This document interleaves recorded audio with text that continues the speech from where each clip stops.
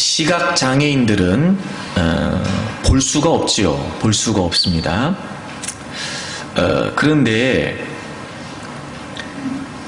대뇌에서 시각에 관여하는 시각 피질이라고 하는 것이 있는데, 이것이 이제 적절한 자극을 받지 못하게 되면 뇌는 항상 감각 신호를 받기를 원한다네요. 그래서 그 감각 신호가 끊어지면 뇌가 자발적으로 신호를 만들어낸대요.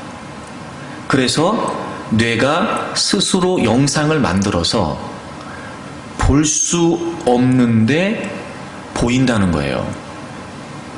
그러니까 진짜가 보이는 게 아니고 가짜가 보이는 거죠. 환시가 있다고 그래요. 이걸 샤를본의 증후군이라고 한다네요. 이 시각에 대한 감각이 없으니까 뇌가 신호를 만들어서 가짜 영상을 보게 만든다는 거예요. 놀랍죠, 여러분? 그러니까 이런 거예요. 볼 수 없는데 보이는 게 아니고 볼 수 없어서 보이는 거예요. 가짜가 말이죠. 그런 생각이 들었어요. 우리 믿음도 이런 샤를본의 증후군이 있을 수 있겠다. 우리가 믿음의 시각으로 봐야 될 것들이 있는데, 우리가 하나님께서 보게 하시는 것들을 봐야 되는데, 이제 이게 우리가 멀어버리게 되면 보이지가 않는 거예요. 근데 자꾸 뭘 보기를 원하니까 진짜 우리가 봐야 될 것을 보는 게 아니라 잘못된 가짜를 볼 수도 있겠다. 하나님이 보게 하시는 것은 보지 못한 채 가짜만을 볼 수 있겠다 싶은 마음이 들었어요. 그러니까 똑같이 볼 수 없는데 보이는 게 아니라 볼 수 없어서 보이는 거예요. 봐야 될 걸 보려고 해야 되는데 봐야 될 걸 보려고 하지 않으니까 가짜가 보이는 거예요. 우리의 믿음도 그럴 수 있겠다 싶은 생각이 들어요. 여러분 어떠십니까? 늘 우리가 마땅히 봐야 될, 또 믿음의 시각으로 볼 수 있는 하나님이 보게 하시는 것들을 보면서 살고 있는지, 아니면 가짜인데 환신데 엉뚱한 걸 보면서 쫓아가고 있는 건 아닐지. 여러분의 믿음의 삶은 어떠십니까? 무엇보다 여러분, 우리가 이런 믿음의 환시작용에 현혹되지 않기를 바랍니다. 하나님이 보게 하시는 것들을 볼 수 있는 영적인 믿음의 눈들이 열려지기를 바랍니다. 그래서 우리가 가짜를, 허상을 쫓아가는 믿음 생활이 아니라 진짜 봐야 될 것을 보면서 확실한 것을 쫓아가는 그런 진정한 믿음의 사람들이 되기를 바랍니다. 29년 동안 유대나라를 통치했던 히스기야는 그의 통치 14년째 되는 해에 큰 위기를 만나게 됩니다. 하나는 당시의 최강대국이었던 아수르의 공격을 받게 되면서 나라가 점령될 위기를 만나게 됐고, 하나는 그가 병에 걸리게 됐는데요, 그 병이 죽을 병이었던 겁니다. 모든 것을 다 잃어버릴 수밖에 없는 큰 위기를 만났고, 히스기야는 그 위기를 스스로 극복할 수 없었던 거지요. 그가 하나님께 엎드려 기도하게 되고, 하나님께서는 그의 기도를 들으셔서 아수르의 위기로부터 나라를 건져주시고, 그리고 죽을 병에서 그를 고쳐주셨습니다. 그렇게 히스기야의 생명이 15년이 연장되지요. 놀라운 기적이고 은혜였습니다. 정말 믿기지 않는 일이었습니다. 모든 사람들이 누릴 수 있는, 경험할 수 있는 은혜가 아니었기에 그건 정말 남다른 은혜였다고 생각이 되어집니다. 그리고 이후에 그가 계속해서 왕으로 통치할 수 있었고 15년의 생명이 연장되었다는 건 그러므로 그에게 특별한 기회가 됐을 것입니다. 끝났어야 했습니다. 다 끝났어야 했습니다.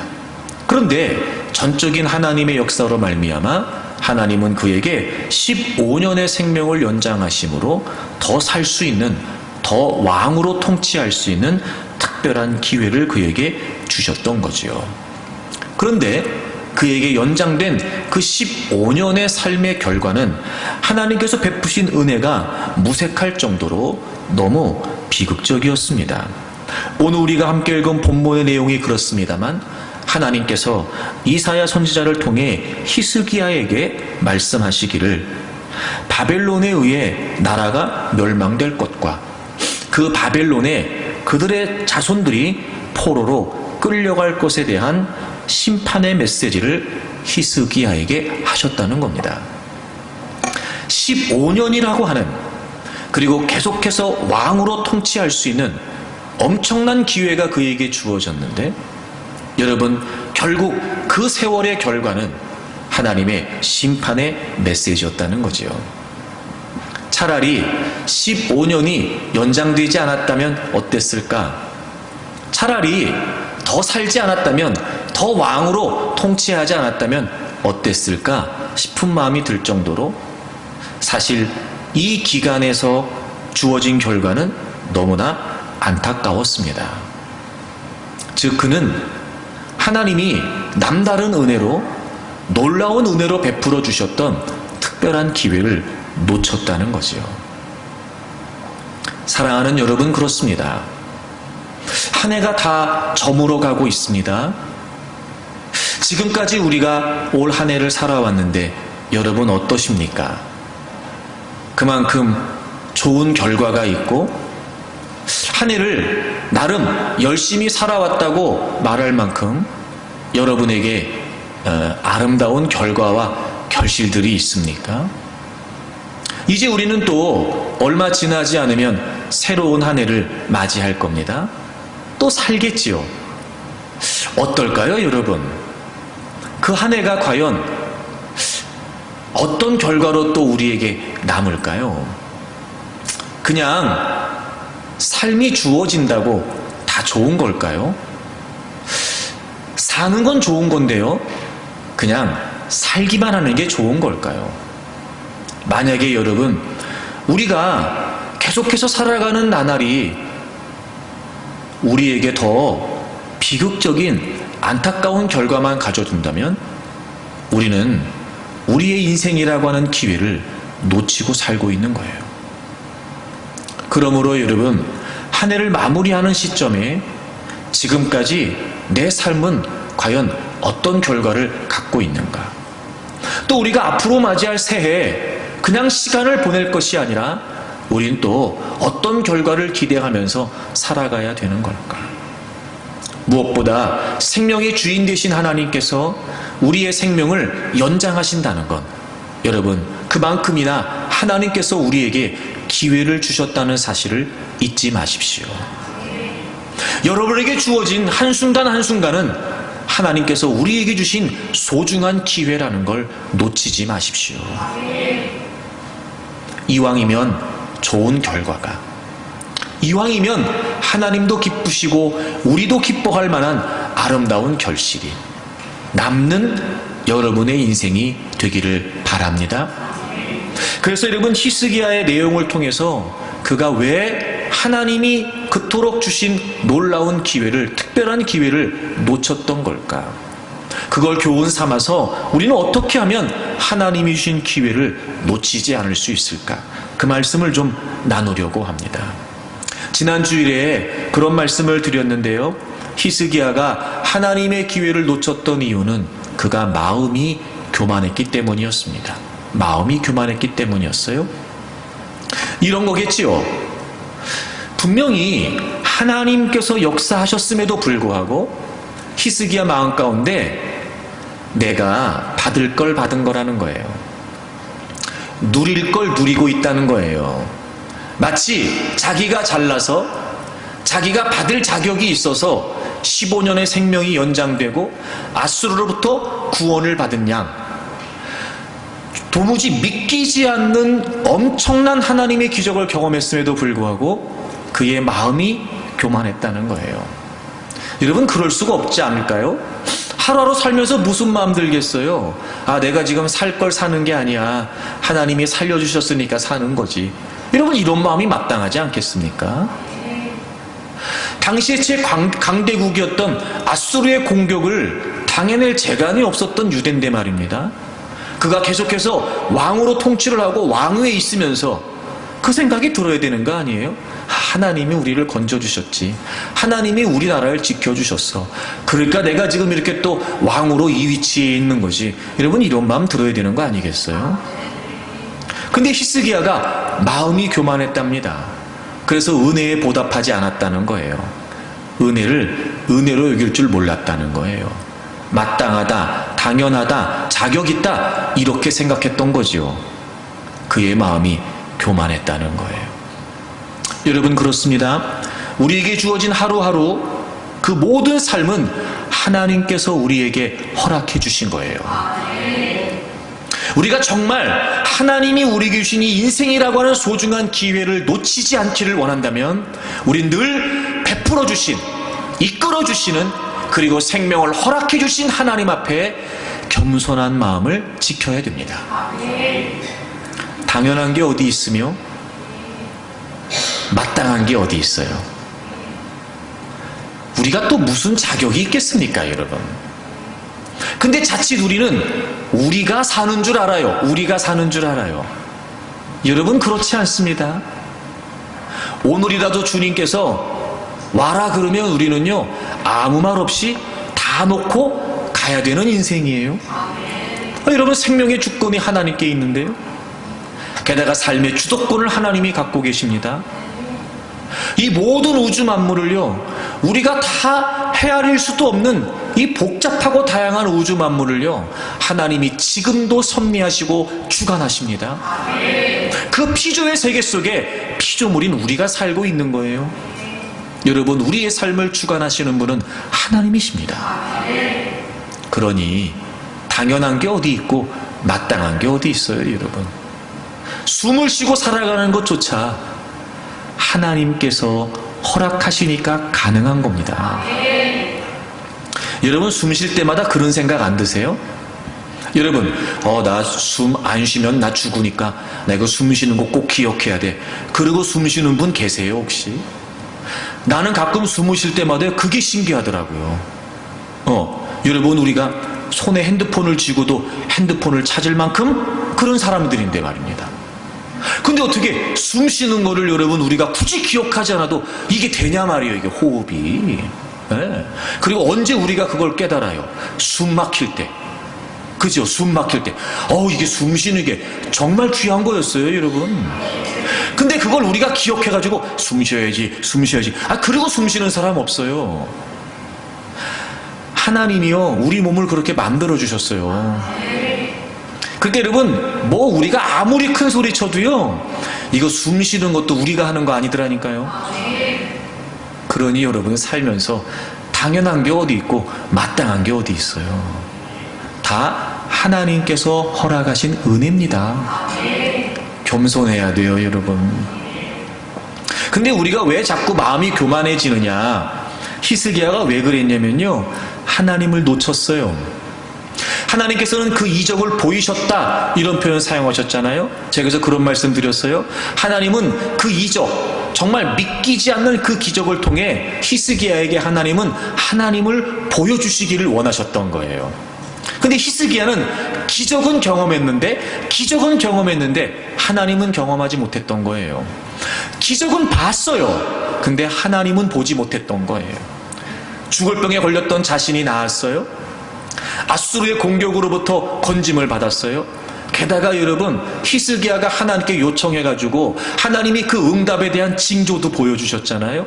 해의 그림자가 10도를 뒤로 물러갔어요. 그러니까 본인이 다 봤단 말이에요, 지금. 그 어마어마한 기적을 말입니다. 그런데 안타까운 건 기적은 봤는데 하나님은 보지 못한 거예요. 왜 마음이 교만해질까요? 하나님의 역사, 하나님의 은혜, 하나님의 응답, 하나님의 기적 속에서 정작 하나님을 놓치는 거예요. 여러분, 우리가 그렇더라고요. 그 당시는 정말 하나님께 감사하는 것 같아요. 그 당시에는 진짜 하나님이 최고인 것 같아요. 근데 여러분, 돌아서면 잊어버려요.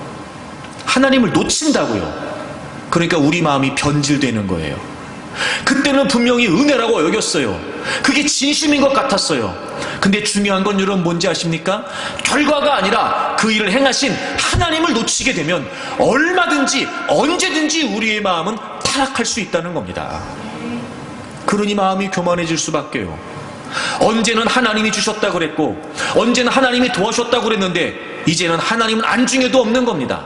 하나님 앞에서조차 고개를 빳빳이 들고, 하나님 앞에서조차 마음이 완악한 채, 여러분, 하나님을 등지고 살기가 일수란 말이에요. 사랑하는 여러분, 정말 간곡하게 주의 이름으로 부탁합니다.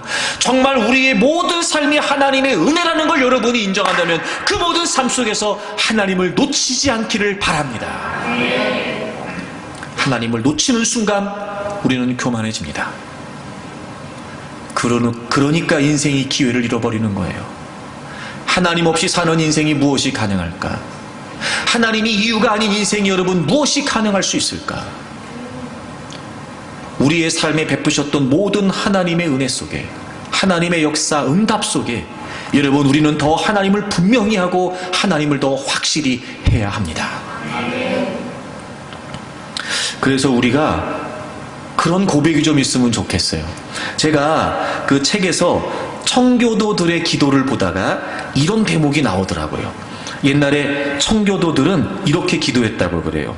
하나님, 우리에게 너무 많은 은혜들을 주셨습니다. 그런데 한 가지 은혜를 더 구하겠습니다. 주여, 은혜를 잊어버리지 않는 은혜를 주십시오. 여러분, 우리가 날마다 이 고백으로 살면 좋겠어요. 하나님, 이미도 제게 너무 많은 걸 주셨는데요, 제가 이것이 하나님께서 주신 것이라는 걸 잊지 않도록 더 은혜를 주십시오. 여러분, 하여튼 여러분, 하나님을 놓치면 변질됩니다.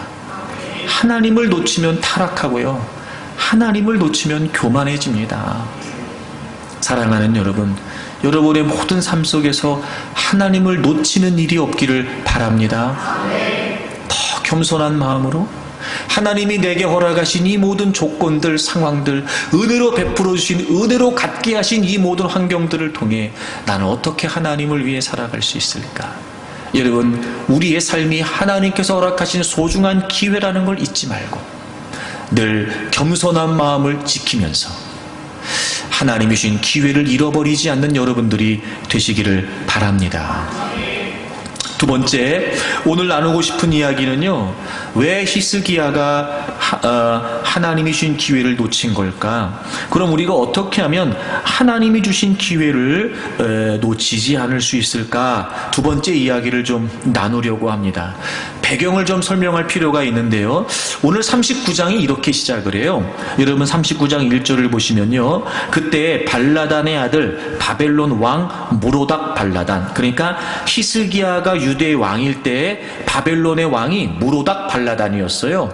그 바벨론의 왕이 히스기야에게 사람들을 보내요. 병들었다가 나았다함을 듣고 히스기야에게 글과 예물을 보낸다, 이렇게 돼 있어요. 여러분, 동일한 대목을 기록하고 있는 역대하 32장에 보게 되면 그 땅에 나타난 이적 때문에 또 이런 표현도 나와요. 그러니까 이런 거예요.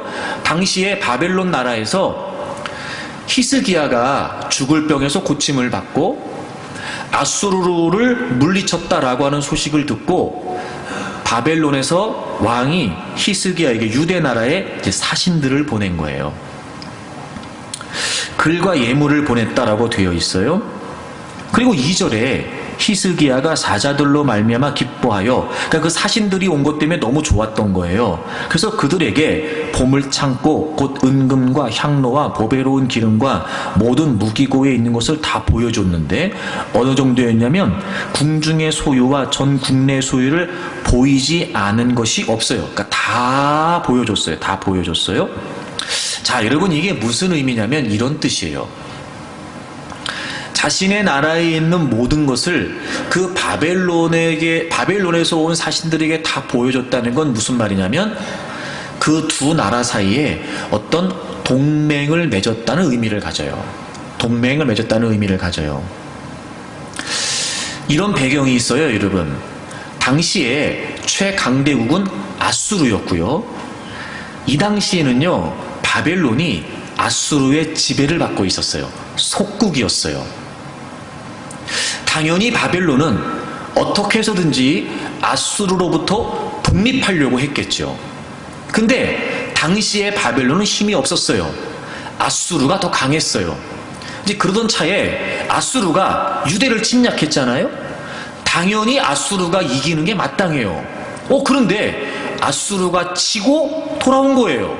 그러니까 그 조그마한 유대 나라에서 어떻게 아수르를 물리칠 수 있었을까 궁금한 생각이 들었던 거고, 이를테면 바벨론과 유대 나라는 적이 같은 거예요. 지금 아수르였던 거죠.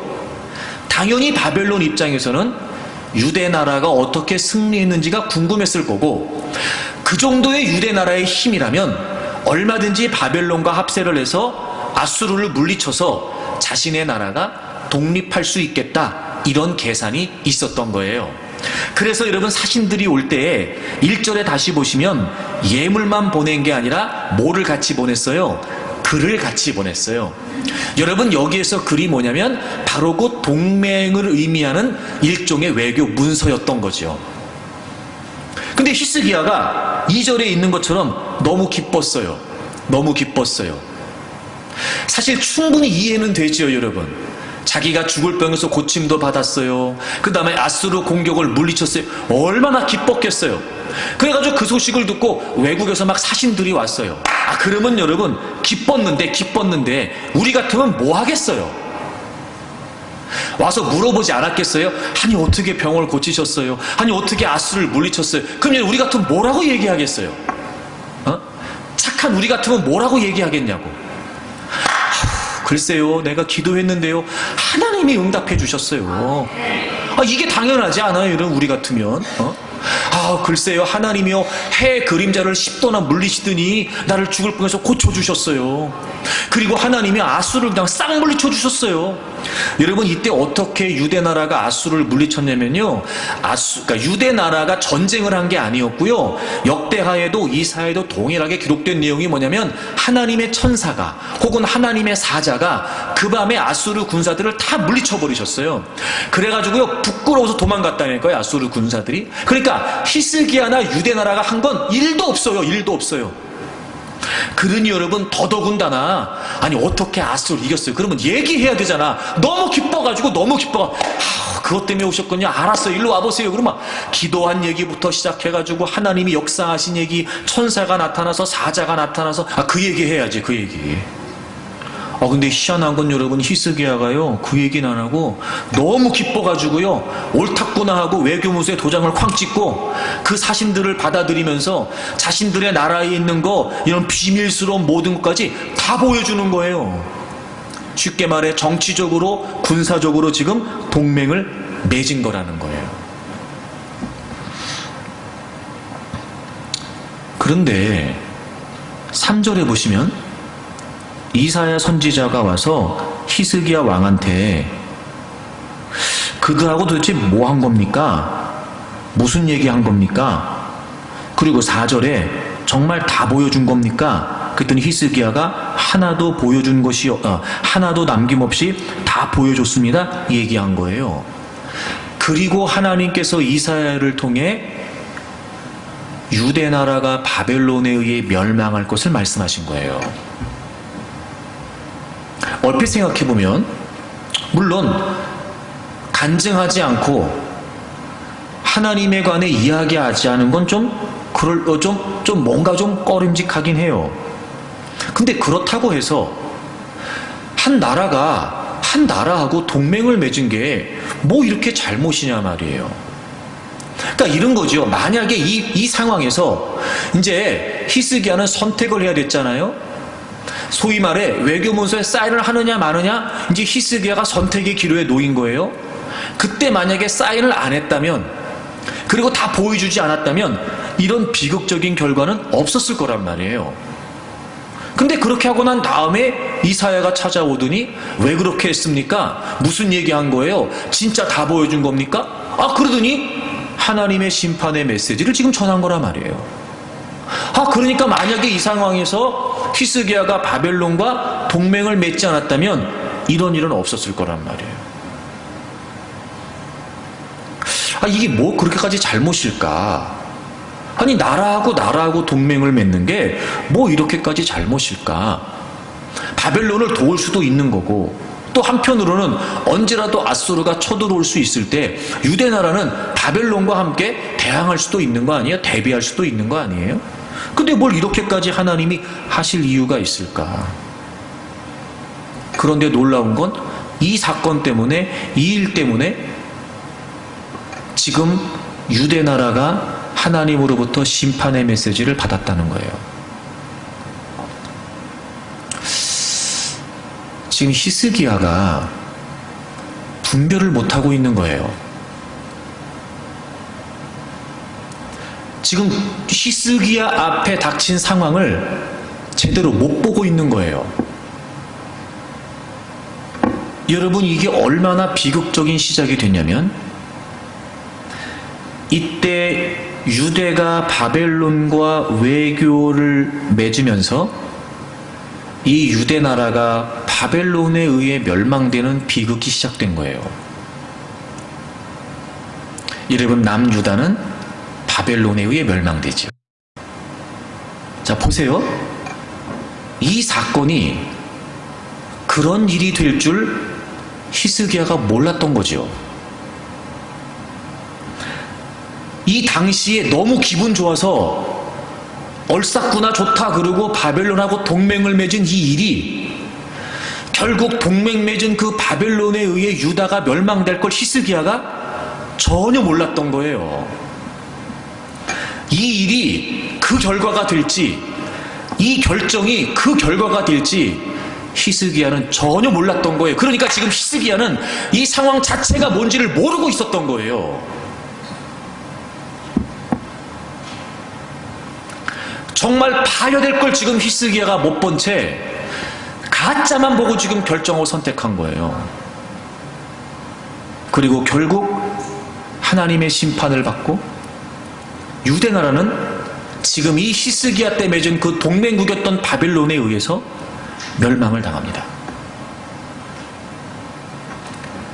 여러분, 왜 히스기야가 기회를 놓친 걸까요? 분별력이 없었어요. 통찰력이 없었다고요. 봐야 될 걸 보지 못했어요.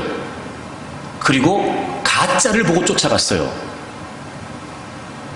여러분, 우리의 인생에 하나님이 주신 것이 다 기회라면 우리가 숨을 쉬고 살아가는 나날부터 시작해서 우리에게 베풀으신 모든 은혜 속에 우리가 갖고 우리가 누릴 수 있는 그 모든 다양한 많은 조건들이 정말 하나님을 위한 기회라면 우리는요, 모든 상황에서 분별력이 필요해요. 왜 주신 걸까? 왜 주신 걸까? 남달리 나에게 이런 재능을 주시고 이런 조건을 주시고 이런 경력을 주시고 이런 배경을 주신 거 왜 주신 걸까? 정말 하나님의 시각으로 볼 수 있는 분별이 필요하죠. 여러분, 우리가 만나는 모든 상황 속에서 도대체 이 일은 어떤 일일까?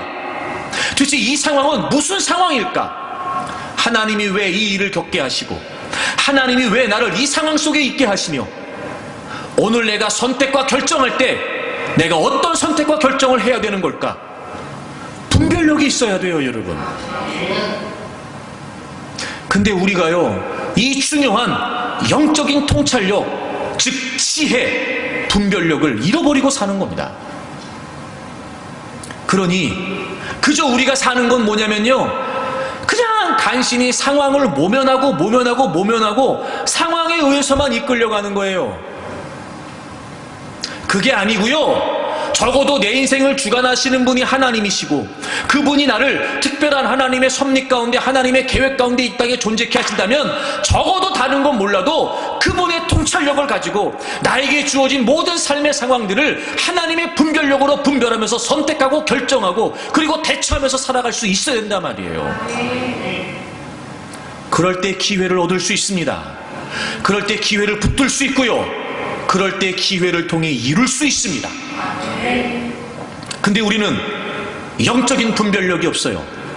그저 눈에 보이는 게 전부입니다. 여러분, 당시의 히스기야의 상황과 감정이 어땠을지는 충분히 짐작하죠.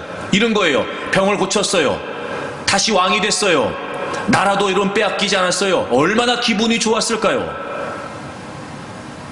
게다가 여러분, 바벨론이라고 하는 나라에서 사신을 보내서 자신들하고 외교를 맺자고 동맹을 맺자고 여러분 어마어마한 보물들을 예물들을 가지고 와가지고 자기를 막 지켜 세우는 거예요. 여러분, 그 감정에 들뜬 나머지 히스기야가 지금 너무 중요한 걸 놓치고 있는 겁니다. 이 상황이 어떤 상황인지, 지금 본인이 겪고 있는 이 상황이 어떤 상황인지, 본인이 해야 될 결정이 어떤 결정인지 여러분 지금 다 분별력을 상실해 버린 거예요. 분명히 좋은 일이지요. 병에서 고침을 받았어요. 분명히 좋은 일이지요. 나라가 망하지 않았어요. 물리쳤어요. 아수르를요. 분명히 좋은 일이지요. 자신의 나라의 사신들이 예물을 가지고 찾아왔어요. 근데 여러분, 좋은 일이 안 됐잖아요. 그러니까 제가 늘 여러분에게 말씀드리는 이거예요. 우리가 보기에 좋은 일이 다 좋은 일이겠느냐? 우리 눈에 좋아 보이는 게 다 좋은 일이겠느냐? 분별해야죠, 여러분. 분별해야죠. 그러면 내가 좋아 보이는 선택을 했을 때 그게 진짜 좋은 결과가 되는 것이냐? 이런 분별해야죠. 근데 우린 이 영적인 통찰력이 없어요. 그리고 그냥 내 기분 따라, 내 감정 따라, 내 판단 따라. 여러분, 오해하지 말고 들으세요. 저도 마찬가지. 진짜 우리가 이해할 수 없을 만큼 바보 같은 게 뭔지 아세요? 내 판단을 믿는다는 거예요. 내 판단을. 여러분, 내가 알면 얼마나 알아요? 여러분, 내가 경험했으면 얼마나 경험했어요? 아니, 내가 배웠으면 얼마나 배웠냐고. 내가 갖고 있으면 얼마나 갖고 있어요. 여러분, 세상에서도요, 나보다 잘 배운 사람 많고요, 더 가진 사람 많고요, 나보다 잘난 사람 많아요. 근데 어떻게 내 판단을 믿냐고. 그지요? 더더군다나 하나님은, 여러분, 이 세상에서 가장 뛰어난 지혜를 가지고 있는 사람과 하나님의 지혜가 비교가 될까요? 말도 안 되죠, 여러분. 아니, 근데 어떻게 경험 얘기하고 지식 얘기하고 정보 얘기하고 그러면서 어떻게 내가 나름대로 보여지는 게 전부인 것처럼 판단을 하냐 말이에요. 여러분, 이렇게 저렇게 알아보고 또 알아보고 해가지고 여러분 우리가 결정하고 판단한다고 해서 그게 그렇게 될까요, 여러분? 그 속에 함정이 없고 그 속에 변수가 없을까? 여러분, 그런 걸 보면은요, 정말 우리는 바보 같은 거예요. 아니, 인생을 그렇게 산다는 것처럼 무모한 일이 어디 있고 인생을 그렇게 사는 것처럼 위험한 일이 어디 있습니까? 우리가 뭘 자신할 수 있어요? 근데도 우린 진짜 봐야 될 것을 보려고 하지 않고 눈에 보여지는 대로 하려고 해요. 어리석죠. 한 치 앞도 예측할 수 없는 우리가, 내일은 고사하고 한 치 앞도 내다볼 수 없는 우리가 우리의 판단을 믿는다고요? 여러분, 이것처럼 무모한 일이 없어요. 그러니 여러분, 히스기야가 범했던 우를 우리가 범하지 않기를 바랍니다. 분별력이 필요해요. 그럼 뭐가 분별력이냐, 뭐가? 아니, 이 상황에서 이 일이 이렇게까지 될 줄 누가 알았어? 그냥 아무도 몰랐죠. 그럼 잘 들어보세요. 분별력이라는 걸 우리가 모든 걸 다 아는 게 아니에요. 그걸 다 몰라도 상관없어요. 그러나 딱 한 가지, 여러분, 분별력이 뭐냐면요. 분별력이 뭐냐? 기준이에요. 기준. 여러분, 뭔가를 구분하려면 기준이 있어야 구분이 될 거 아니에요. 오늘 이 사건을 통해 여러분 예를 들면 이런 겁니다. 자, 이렇게 바벨론이 이제 화친을 맺자고, 외교를 맺자고 이제 왔단 말이에요. 그러면 이제 히스기야는 선택해야 되잖아요. 외교를 맺을까 말까 선택해야 되죠. 그럼 뭐가 필요해요? 기준이 필요해요. 그럼 히스기야에게 그동안 기준이 없었나? 히스기야에게 그동안 기준이 없었나? 기준이 전혀 몰랐던 걸까? 여러분, 그렇지 않아요. 여러분, 이사야 선지자는요, 사실 이 히스기야 왕 때뿐만이 아니고요, 할아버지 요담 때부터, 그리고 아버지 아하스 때부터 계속해서 선지자였어요. 이사야가 줄곧 했던 이야기들이 있어요. 그 중에 한 대목을 찾을게요. 자, 이사야 31장을 찾아보세요. 1절을 보세요. 1절을. 도움을 구하러 애굽으로 내려가는 자들은 화 있을진저 그들은 말을 의지하며 병거의 많음과 마병의 심히 강함을 의지하고 이스라엘의 거룩하신 이를 앙모하지 아니하며 여호와를 구하지 아니하나니. 여러분, 이 당시에 끊임없이 그 전 때부터 애굽이 당시에 강했기 때문에 애굽하고 자꾸 동맹을 맺으려고 했어요. 근데 하나님께서 이사야 선지자를 통해 그걸 막으셨어요. 군사력을 의지하지 말라는 거예요. 다른 나라와 결탁해서 너네들이 힘을 기르려고 하지 말라는 거예요. 왜냐하면 그건 이스라엘의 거룩하시니 하나님을 앙모하지 않고 하나님을 구하지 않는 거라는 거예요. 3절 보세요. 애굽은 사람이요 신이 아니며. 당연하죠, 여러분. 애굽이 아무리 힘이 센들 하나님과 하겠습니까, 여러분? 애굽은 사람이요 신이 아니며 그들의 말들은 육체요 영이 아니라 여호와께서 그의 손을 펴시면 돕는 자도 넘어지고 도움을 받는 자도 엎드려져서 다 함께 멸망하리라. 여러분, 이사야가 끊임없이 그 선대부터 했던 얘기가 뭔지 아세요? 다른 이방 나라와 강국으로 보이는 이방 나라들과 제발 동맹을 맺지 말라는 거예요. 그들의 군사적인 힘을, 그들의 마병의 힘을, 병거의 힘을, 그들의 군사력을 의지하지 말라는 거예요. 왜냐하면 하나님의 백성들은 하나님이 지키신다는 거예요. 오히려 너희들이 그렇게 인간적인 방법으로 인간적인 힘을 동원해서 결탁하는 거, 동맹 맺는 거, 그거 하나님 의지하는 거 아니니까 하지 말라는 거예요. 아무리 너희들이 그렇게 강대국들과 결탁을 해서 힘을 기른다 하더라도 하나님께서 하시면, 하나님이 손을 펴시면 돕는 자들도 도움을 찾는 자들도 다 넘어뜨리신다는 거예요. 이걸 줄곧 이사야가 얘기해 왔어요. 그리고 이 이야기는 끊임없이 하나님께서 이스라엘 백성들에게 신명기에서부터 출애굽 때부터 계속해서 하신 말씀이었어요. 병거를 의지하지 말라는 거예요. 근데 지금 히스기야가 어떻게 해요? 바벨론하고 동맹을 맺어요. 자, 보세요, 여러분. 그럼 분별력이 뭐라고 그랬어요? 기준이라고 그랬어요. 만약에 이 상황에서 히스기야가 그렇게 줄곧 이사야가 전해왔던 이야기를 기억이라도 했다면, 그걸 기준으로 삼았다면, 아, 맞다. 계속해서 이사야 선지자가 그때 그 애굽하고도 동맹하면 안 된다고 그랬는데, 그건 하나님을 의지하는 게 아니라고 그랬는데, 돕는 자도 도움을 받는 자도 하나님의 손을 펴시면 다 넘어진다고 하셨는데, 이거 내가 지금 이렇게 들뜬 기분에 막 예물을 가지고 와가지고 막 나를 막 띄워주면서 동맹을 맺자고는, 이거 큰일 났네, 이거 어떡하지 이러면 안 되는 거네. 그리고 여러분, 그 바벨론의 제안을 거절했다면 이런 비극적인 일은 생기지 않았겠죠. 여러분, 왜 분별력이 없을까요? 말씀이라고 하는 기준이 불확실한 거예요. 이런 분별력을 다는 거 아니에요. 뭐 이상한 거 보는 거 아니고요. 뭐 이상한 거 보이는 것도 아니에요. 이미 하나님이 우리에게 성경을 주셨어요. 이대로 살면 된다는 거예요.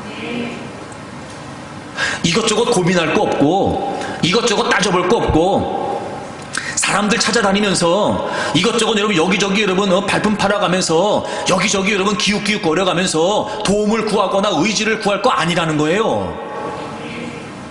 이미 하나님은 우리에게 성경을 주셨고 이 시대를 살아갈 수 있는 하나님의 기준을 우리에게 주셨으니, 어떤 상황에서든 어떤 문제에서든 또 어떤 그 일이 아무리 좋아 보이는 일이라 할지라도 우리가 어떤 선택과 결정을 할 때 정말 분별력을 갖기를 원한다면 하나님의 말씀을 기준으로 결정하면 된단 말이에요. 네? 그러니 여러분 보세요. 수없이 많은 우리의 삶의 연장에서 우리가 직면하는 많은 모든 일들을 우리는 끊임없이 겪어야 되니까 어떻게 해야 되겠어요? 항상 말씀이라고 하는 기준이 우리에게 세워져 있으면 된단 말이에요. 그래서 말씀이라고 하는 기준, 말씀이라고 하는 관점을 가지고 보면 보이죠, 여러분, 그게. 근데 그게 없으니까 우리 눈에 보이는 게 전부라고 생각하는 거예요. 가짜만 보고 가짜만 따라가는 거예요. 진짜로 보이는 게 아니라. 제가 서두에 샤를 보내주군 얘기했죠, 여러분? 볼 수 없는 게 보이는 게 아니고요, 볼 수 없어서 보인다고요. 이게 얼마나 무서운 말인지 아세요, 여러분?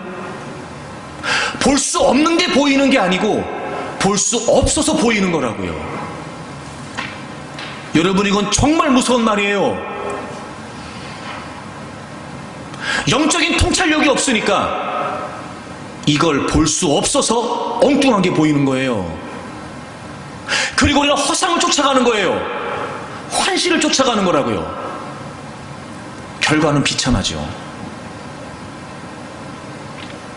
사랑하는 여러분, 우리가 살아가는 모든 나날은, 하나님이 우리에게 주신 모든 조건들은 하나님을 위한 기회입니다. 그 기회를 놓치지 않으려면 우리에겐 분별력이 필요해요. 정말 봐야 될 걸 볼 수 있는 영적인 통찰, 이게 필요하단 말이에요. 그런데 원수마귀는요, 우리가 늘 깨어서 하나님의 말씀을 통해서 집중하고 기준을 세우고 분별하려고 할 때마다 때론 여러분, 아무것도 아닌 사건을 통해서 그걸 방해하는 공격을 하는 거예요. 전혀 예상하지 못했던, 전혀 생각지도 못했던, 지금 히스기야처럼 이 좋은 일에, 이 좋은 날에 여러분, 이런 어마어마한 결과가 주어질 누가 알았겠어요? 그치요? 그런 걸 보면 여러분, 우리는 순간순간마다 내가 정말 깨어있는지 살펴야 되고, 우리는 순간순간마다 내가 정말 말씀이라고 하는 기준을 분명히 하고 있는지 점검해야 됩니다. 한순간 영적인 분별력을 잃어버린 채 감정에 따라, 상황에 따라 선택하고 결정하게 되면 여러분, 그것이 앞으로 우리에게 어마어마한 결과가 된다는 걸 우리는 잊지 말아야 된단 말이에요. 사랑하는 여러분, 분별력을 갖기를 바랍니다. 통찰을 갖기를 바랍니다. 그런데 하나님께서 우리에게 약속하신 게 하나 있는데요, 지혜가 부족해도요, 구하면 주시겠대요. 구하면. 여러분, 야고보서 1장을 찾아보실까요? 야고보서 1장 5절을 우리 다 같이 한번 읽겠습니다. 시작. 너희 중에 누구든지 지혜가 부족하거든 모든 사람에게 후히 주시고 꾸짖지 아니하시는 하나님께 구하라. 그리하면 주시리라. 아멘. 자, 제가 설명할게요. 잘 들어보세요. 자, 우리가 지혜가 부족하면 하나님께 구하래요. 그럼 하나님이 주신대요. 자, 이 말이 무슨 말일까? 첫째, 내가 지혜가 부족하다는 걸 인정해야 돼요. 그치요? 지혜가 너희들이 부족하냐? 그래, 나한테 구해라고 말씀하시는 걸 보면 우리는 나는 충분해요. 난 내 지혜로 살지요. 내 방식으로 살고요. 내 방법으로 살아요. 이러면 안 된다고요, 여러분. 그지요? 그러니까 적어도 하나님, 저는 지혜가 없습니다. 하나님, 저는요 정말 미련하고 어리석습니다. 이걸 인정해야 된다고요. 두 번째, 그래서 우리가 지혜가 없는 걸 인정하잖아요. 그리고 하나님께 구하면 하나님이 주신대요. 여러분, 구한다는 말이 무슨 말이에요? 하나님의 지혜를 우리가 원하는 거예요. 그죠? 난 지혜가 없어요. 난 지혜가 없어. 그래서 하나님께 지혜를 구했어요. 그럼 지금 그 말이 무슨 말이에요? 하나님이 주시는 지혜를 내가 원한다는 거예요. 그러면 하나님의 방법을 원한다는 거죠? 그렇죠, 여러분? 난 지혜가 없어. 어떻게 될지를 모르겠어요. 그래서 하나님께 지혜를 구했더니 하나님 이렇게 하라고 하셨어요. 그럼 우리 그거를 뭐 하는 거예요? 그대로 수용하는 거예요. 이런 구한다는 건 원한다는 거잖아요. 나는 지혜가 없으니까 하나님의 지혜를 내가 원한다는 거예요. 그냥 여러분 하다 안 되니까 몇 마디 하나님 지혜를 주세요, 이게 아니고요. 마치 이런 거죠. 하나님이 알려주시면 내가 고려해보고 내가 선택할게요. 이게 아니라고요, 여러분. 나도 여러 가지 방법이 있는데 미심쩍어. 그러니까 하나님도 방법을 알려주시면 내가 고려해서, 하나님 내가 고려해가지고요, 내가 한번 해볼게요. 그러니까 하나님도 좀 방법을 좀 알려주세요. 이게 아니라고요. 네? 무슨 말인지 아시죠? 난 지혜가 없어요. 난 지혜가 모자라요. 그러므로 하나님의 지혜가 아니면 나는 살아갈 수가 없어요. 난 늘 하나님의 지혜를 구하는 거죠. 그래서 하나님의 지혜로 제가 살겠습니다. 하나님이 가르쳐 주시면, 하나님이 말씀해 주시면, 하나님이 깨닫게 해 주시면 저는요, 하나님의 지혜를 제가 원합니다. 저 그대로 하겠습니다. 이걸 전제하는 거죠. 그렇죠? 그러면 하나님이 지혜를 주신대요.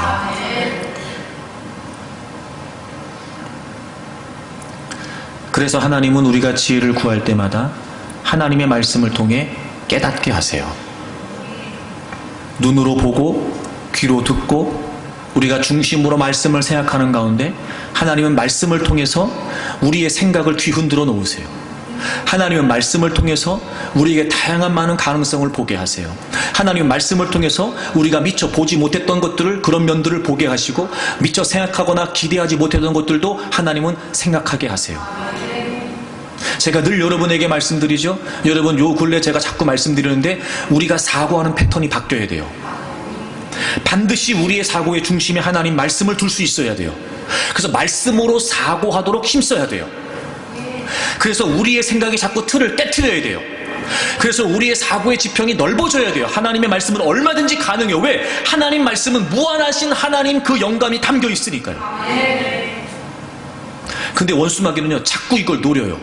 여러분, 창세기 3장에 2장에서 분명히 하나님은 너희들이 동산에 있는 선악을 알게 하는 나무 열매를 따먹으면 반드시 죽는다라고 말씀하셨어요. 여러분, 하나님은요 확실하게 말씀하셨어요. 근데 희한한 건 사단이 와서 꼬드겨요. 야, 하나님이 진짜 죽는다고 하셨어? 웃기잖아, 여러분. 하나님은 반드시 죽는다고 말씀하셨는데 사단이 와가지고 야, 진짜야? 야, 진짜 그렇게 된대? 진짜 죽는데? 꼬드기잖아요, 여러분. 만약에 그때 하와가 그럼 하나님이 반드시 죽는다고 하셨어! 라고 얘기할 수 있었다면 선악과를 따먹는 일은 없었겠죠. 근데 본인이 확신하지 못하니까 사단이 확실하게 주장해요. 에이, 죽지 않아. 야, 안 죽어. 오히려 너 먹으면 더 눈이 밝아진다. 사단이 얘기했어요. 희한하죠, 여러분? 사단이 확실하게 주장해요.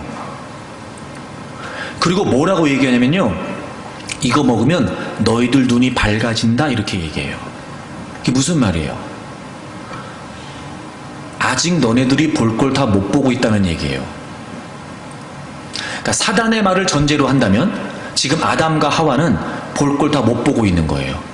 그래서 그걸 따먹으면 자기가 보지 못했던 또 다른 세상을 볼 수 있을 것처럼 여겨지는 거예요.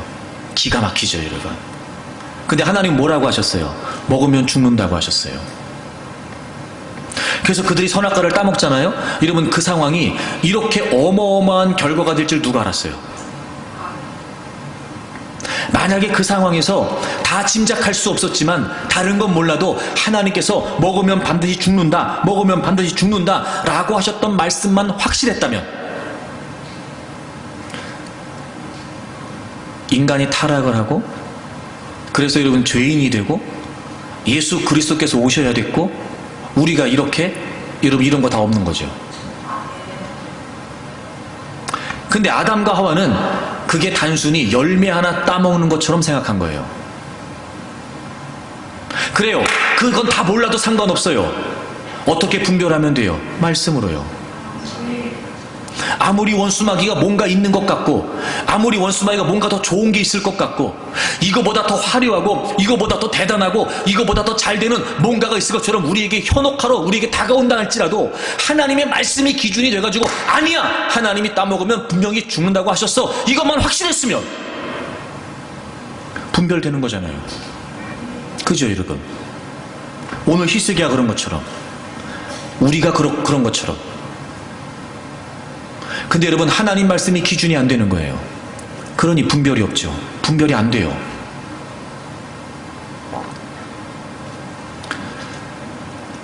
확실한 하나님의 말씀을 확신하면 돼요. 여러분 잘 들어보세요. 우리가 확신하지 않는다고 해서 하나님의 말씀이 확실하지 않은 게 아니에요, 여러분. 이미도 이 하나님의 말씀은요, 하나님 자신의 권위가 담겨져 있다니까요.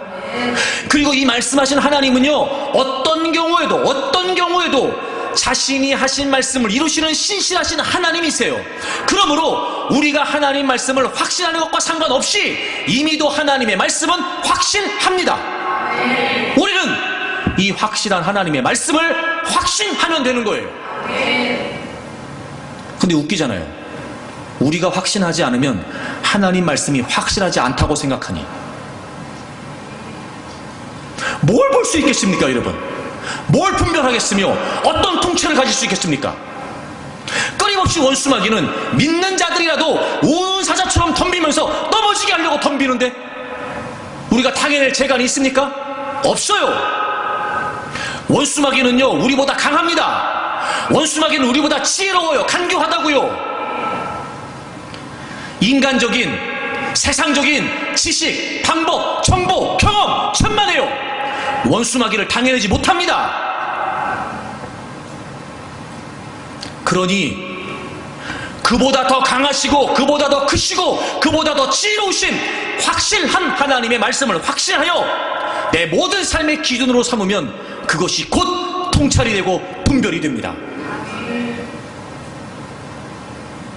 그러면 우리에게 허락하신 인생을 하나님의 기회로 붙잡고 얼마든지 하나님의 일을 위해 거룩한, 위대한, 큰 일을 감당할 수 있게 되죠. 히스기야에게 주어진 15년, 그 이전까지도 히스기야는 하나님을 위해 놀라운 일을 행했던 사람이었습니다. 대대적으로 종교 개혁을 일으키고 성전을 청결케 하고 멈춰 있었던 절기를 다시 시행하면서 그 할아버지, 그 아버지 때 하나님을 등졌던 모든 것들을 개혁하면서 모든 유다 백성들이 하나님을 섬기도록 힘썼던 왕이 히스기야였습니다. 그에게 주어진 15년, 그가 마음이 교만하지 않고 그가 분별력을 가지고 있었다면 얼마든지 그보다 더 그 위대한 하나님의 일을 감당하는 놀라운 기회가 그에게 주어진 것인데 마음이 교만하여 하나님을 놓치고 분별력 없이 하나님의 말씀을 놓치게 되니까 그 15년의 결과가 한 나라가 멸망하는 어마어마한 비극적인 결과가 주어지게 된 거예요. 여러분, 우리가 더 숨을 쉬고 산다고 다 좋은 일일까? 여러분이 원하는 대로 잘 되고 그게 다 좋은 일일까? 돈을 많이 벌면 다 좋은 일일까요? 여러분이 원했던 일이 이루어지는 게 다 좋은 일일까요? 그 결과를 어떻게 장담하겠습니까? 하나님을 놓치면, 하나님 말씀을 놓치면 기회로 이길 수 없으니 그저 죄짓고 타락하고 편들된 모습으로 살아가겠지요. 이런 말이 좀 극단적일지 모르지만 그럴 바에야 죄 덜 짓고 일찍 하나님께 가는 게 나을지도 몰라요.